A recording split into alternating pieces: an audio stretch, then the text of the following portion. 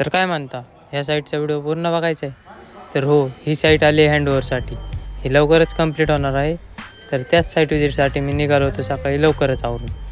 तर सकाळी उठलो, आवरलं, जायचं होतं जरा लवकर. हे जाता काही येत नव्हता, त्यांनी लई टाईमपास केला बाई. बोर झालं मला लिटरली. खाली जाऊन उभं राहिलो तरी तो यायना. मी म्हणलं मी जातो बाई, तुला यायचं आहे ती ये, नाही तर बस तसाच. मग मला नाही थांब मला पण यायचं त्यासोबत. मग तेव्हा कुठं तो आला आणि त्याला घेऊन मी गेलो. मग आम्ही डायरेक्ट पोचलो दोघं ऑफिसला पोचलो. आज तर काही दुसऱ्या ऑफिसला जायचं नव्हतं, कारण का आज इकडं वर्कलोड जास्त होता, त्याच्यामुळे मग मी इथंच थांबणार होतो. तर मग ऑफिसला पोचलो, लॅपटॉप वगैरे काढला, काम चालू केलं. तेवढ्यात कुणालाचा फोन आला, म्हणलं विजिटला जायचं आहे, चल टाक. म्हणलं अरे यार, आता जस्ट लॅपटॉप ओपन केला. म्हणलं नाही आपल्याला पहिलं विजिटला जायचं. म्हणलं ओके.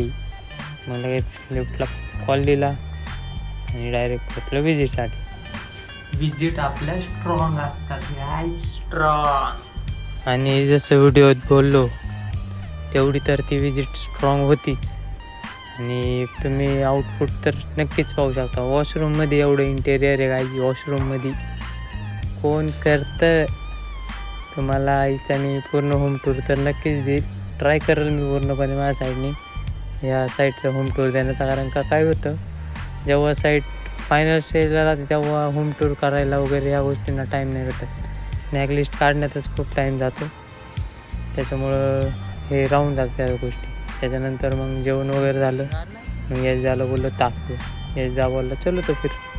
गेलो. ही मावशींच्या इथलं ताक क्वालिटी असतं बरं का, टॉपचा विषय, टॉपचा. ताक वगैरे पण पिलो आणि डायरेक्ट पोचलो ऑफिसला गेलो. आपलं राहिलेलं इनकम्प्लीट वर्क कंप्लीट करत असलो. मग म्हणलं आता हा काय आपल्याला सोडायचा नाही लवकर, पुण्याला घेऊन गेला म्हणलं आता. मग त्यांनी सोडलं, म्हणलं टापक्याचे कंप्लीट करा, नाही ते हे बी नाही ते बी नाही, एकही काम धड नाही व्हायचं. हे काम कंप्लीट केलं. त्यानंतर मग एक छोटीशी मीटिंग झाली. मीटिंग वगैरे आवरली. मग रूमवर आलो. त्यानंतर जेवण वगैरे केलं आणि मग डायरेक्ट मारलं आता पडी.